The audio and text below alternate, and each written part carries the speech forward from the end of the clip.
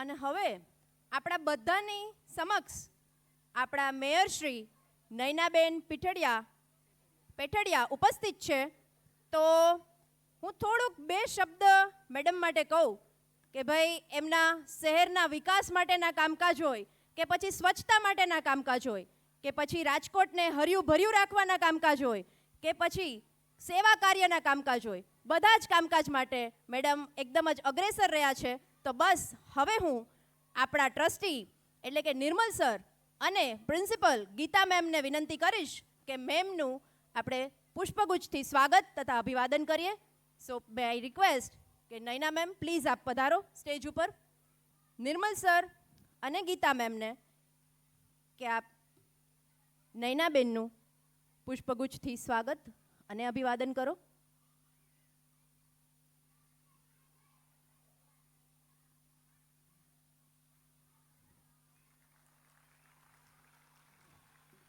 Thank you so much.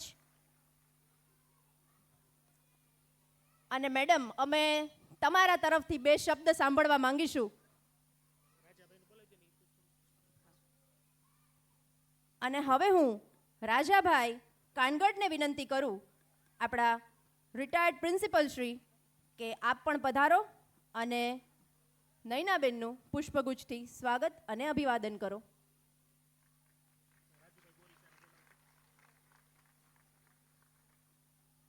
અને હવે હું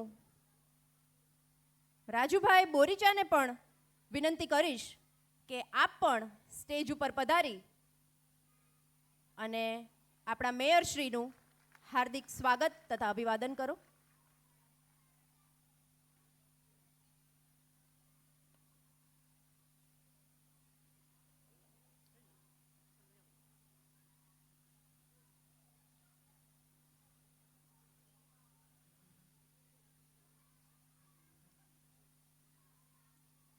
એકવાર જોરદાર તાળીઓ થઈ જાય mayor Shri Rajkot municipal corporation Nayanaben Pedhadiya.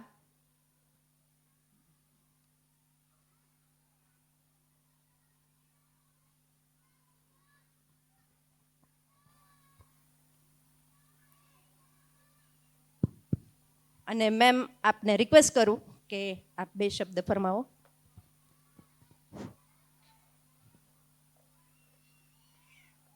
Angel school દ્વારા આજે પ્રી સ્કૂલ એટલે જેની ઉંમર 4 થી 5 વર્ષની અંદરની હોય છે એવા બાળકોનો આજે એક એન્યુઅલ ફંક્શન છે. આપ પણ જોઈ શકો છો કે બાળકને પોતાનું જે કામ સોંપેલું છે એ કામ સ્ટેજ ઉપર કેવું નિર્ભયતાથી આપે છે. એના માટે એના શિક્ષકોએ મહેનત લીધે છે. शिक्षक कभी साधारण नहीं होता, प्रलय और निर्माण इनकी गोद में पलते हैं. માં જ્યારે ના પાડે કે ચોકલેટ નો ખા શરદી થશે, આ ન કર આમ થશે, એનું નહીં માને. પણ ગુરુનો મહિમા કંઈક અલગ છે. જ્યારે એના શિક્ષક એને કહે એટલે એને અંદર ઉતરી જાય તરત, એમ કે એ નહીં કરવાનું, અમે ના પાડી છે. તો આ તો કે શાળાના શિક્ષકોને પણ હું એટલા જ અભિનંદન આપું છું કે આ નાના બાળકો છે ને એને ત્રાજવામાં દેડકા તોડવા જેવું કામ છે. એ ચંચળ પણ હોય, સ્થિર ન હોય, સ્વાભાવિક છે કે એનું મન એક્ટિવ બહુ હોય. એટલે એને પોતાને એના બાળપણનું જે આપણે કહીને કે ભગવાનનું રૂપ છે, તો આ રૂપની અંદર એ કામ કરતા હોય. એ છોકરો બોલ્યો મારા મમ્મી પપ્પા હતા તે જોયા હતા, બધાના માતા પિતાને પેરેન્ટ્સને બોલાવ્યા હતા, પણ એ નિખાલસ ભાવે બોલ્યો કે તે મારા મમ્મી પપ્પાને જોયા. એટલે શાળાના સંચાલકને પણ હું એટલા જ અભિનંદન આપું છું કે રાતનો સમય છે છતાં પણ બાળકોમાં ખૂબ આનંદ જોવા મળે છે. બીજું, આગળ જઈને એ ખૂબ ભણે એના કરતાં અત્યારે આ પરિસ્થિતિ જોતા એટલું આપણે હંમેશા યાદ રાખવું પડશે, કેમ કે સમયનો બદલાવ એટલો બધો ફાસ્ટ આવી ગયો છે. એમાં અત્યારે ટેકનોલોજીની યુગની અંદર આ બધું જોતા એ એવા પછી તો કદાચ જીવનની અંદર ભંગાણ ન થાય, કેમ કે એ કેટલું બધું કેચઅપ કરીને આખું ચિત્ર આપણું પોતાનું રિયલ જેવું બનાવી આપે છે. એટલે આની સાથે સાથે જેટલા ફાયદા છે નુકસાન પણ સાથે સાથે છે. આપણે તો જીવી ગયા, આપણે તો ટૂંક સમયની અંદર જ આ બધું, આપણે 10 વર્ષની અંદરનું આપણે આ બધું જોયું છે. જેને તો આંખ ખોલી છે ત્યારથી જ એને દેખાડવામાં આવ્યું છે, તો એને આપણે નહીં રોકી શકીએ. એના માટે આપણા બાળક કોના મિત્ર છે એ તપાસ કરવી પડશે. આપણી દીકરી કોની બેનપણી છે એ પણ એને તપાસ કરવી પડશે, કેમ કે યુગમાં પરિવર્તન આવ્યું છે, એટલા બધું પરિવર્તન છે. નાના બાળકોને જ્યારે સંસ્કારની વાત કરવામાં આવે ત્યારે એની સાથે ધર્મની પણ વાત કરજો, કેમ કે એ પણ અત્યારે દૂર થતું જઈ રહ્યું છે. ત્યારે તો આપણે સ્ટેજ ઉપર રામ બનાવવા પડે છે, કૃષ્ણ બનાવવા પડે છે, કૃષ્ણ જન્મોત્સવ ઉજવવા પડે છે. ચોક્કસપણે સ્કૂલમાં ઇતર પ્રવૃત્તિ ખૂબ જરૂરી છે. પાઠ્યપુસ્તકનું જ્ઞાન કદાચ એની પાસે હશે અને બીજા વર્ષે એને ભૂલાઈ પણ જશે, પણ આવા પાત્ર જ્યારે બનેલા હોય ત્યારે આ પાત્રના માધ્યમથી પોતાની જાતને એ કૃષ્ણ બને, સીતા બને, મીરા બને, આવા બધા પાત્રની અંદર એ પોતાના ગુણ અંદર જોવે. એટલે આ જે શિક્ષણની સાથે સંસ્કાર આપવાનું કામ જે પ્રીસ્કૂલની અંદર કરવામાં આવ્યું છે એ ખૂબ ખૂબ બિરદાવવાને લાયક છે. આ બાળકોની પાછળ પણ એટલી જ મહેનત લીધી છે. ગમે એટલું શીખડાવો તોય ભૂલ તો કરે, બીજા સામે આમ જોવે, મારે શું કરવાનું, એને શીખડાવવું જોઈએ. એટલે આ તો કે આપણી પસંદગી જે તમે ઉતારી છે સ્કૂલ પસંદ કરવા માટેની, એ ચોક્કસપણે બહુ સરાહનીય કહેવાય એવું કામ છે. મેં તો નામ પણ સાંભળેલું હતું સ્કૂલનું. આજે મને કે બેન આવશો?